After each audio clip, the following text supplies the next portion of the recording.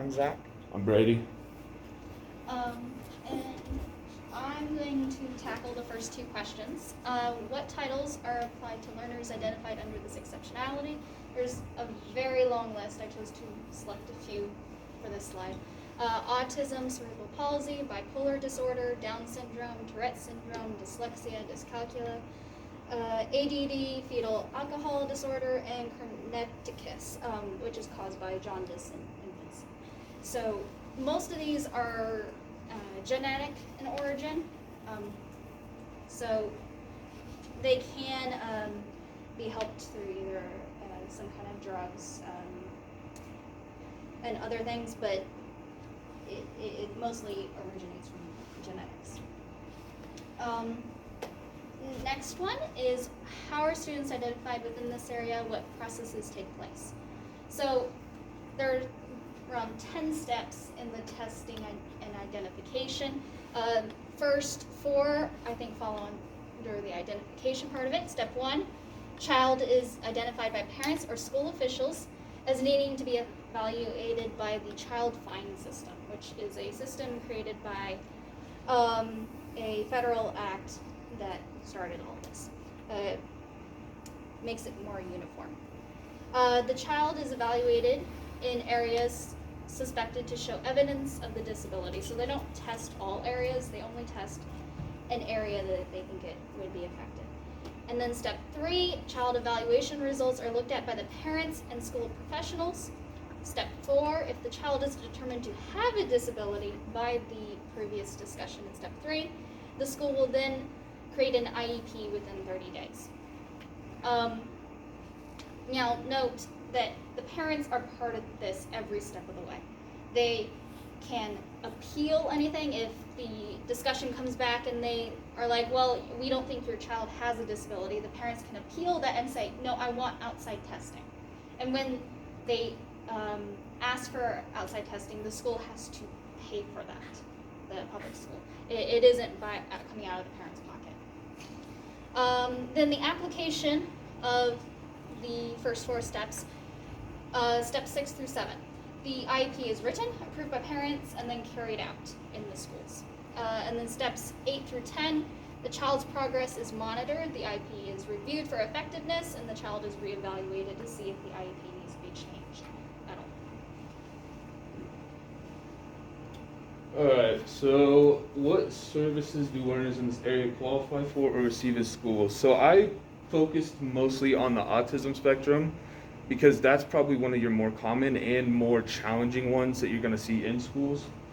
And that's just because it covers such a vastly different set of learners, because there are kids that you can have that are on the spectrum that will be your highest achievers in your classroom, and they won't have any needs. But the biggest thing when we come to working with any exceptional student is the least restrictive environment, and that's covered under the IDEA. And basically that is give them what they individually need, but we're not trying to take them out of the general classroom if we don't need to. So there will be some kids who are on the spectrum but have the skill set to be successful in the general education setting without any special services. And then there's the next level of this is the 504 plan, you guys mentioned it. And that's under the ADA, Americans with Disabilities Act. And that's going to be just modifications on tests, that kind of stuff. And then your next step is going to be the students who need specially designed instruction, and they will get the IEP like she said. And even those students that are on an IEP, they're still going to be vastly different. So you'll have students who are able to be in a classroom, but just need the support of a para and modifications to certain assignments. And then you'll have some students that can't really succeed in that classroom, so they're going to be in a special ed classroom for the majority of their day. And all that's going to be specified in that IEP. So just for some more of the specific accommodations or modifications, with the 504 plan, really all you're going to get is all accommodations and modifications to certain assignments, tests. And then with the IEP, it's going to be, like I said, depends on the specific needs listed there. Paraeducator in some or all classes. If the general education setting is not sufficient, placement in a special ed classroom, modifications to certain assignments or tests. Tests could be given in a separate setting that's quiet or read to the students aloud. And then there are certain cases, and this happens in certain districts that have this ability, where you will have students who are on the lower functioning side of this, and they will be placed in a separate day school where they can get all the accommodations and needs that they need to be successful. So. Right, well, let's sneak past here. So what should educators look for as possible indicators for this form of exceptionality? There isn't really a system that is very universal for looking at all of these. There's no easy, I guess, test. I looked specifically at ASD. There's no medical test to diagnose ASD. There are some possible signs that you can see. They might have difficulty with certain social skills. Maybe it's avoiding eye contact. They're not good necessarily with personal boundaries. One specifically for parents is not responding to their name by 12 months of age. There are a lot of things to look at there. Different communication skills as well.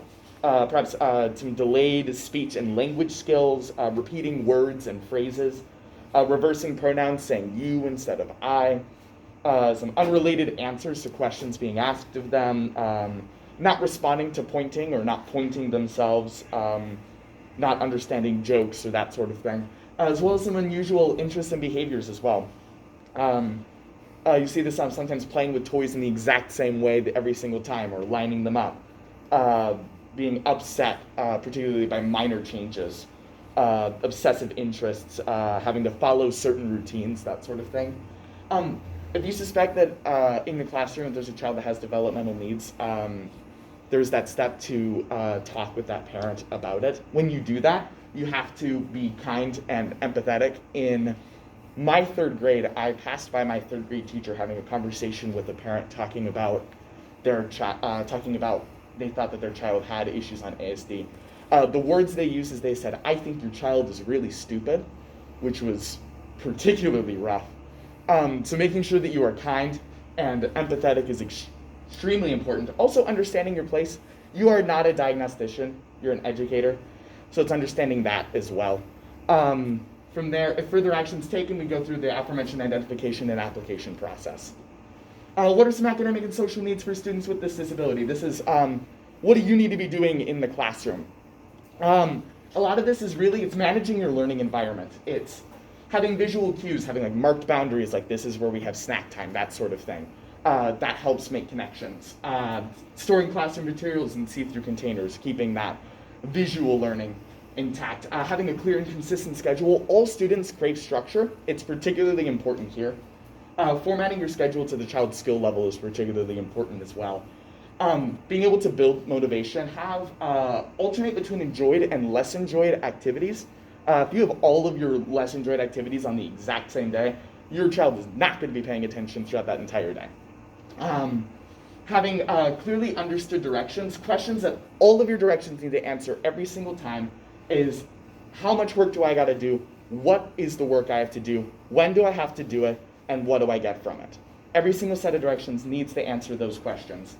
And having structured opportunities to socially interact, giving the child helping rules, maybe handing out snacks, or helping with things like that, or assigning the child with like peer buddies so they can, in a structured setting, make connections with other people. All of these are very important and are beneficial to any student, but are particularly important in this realm.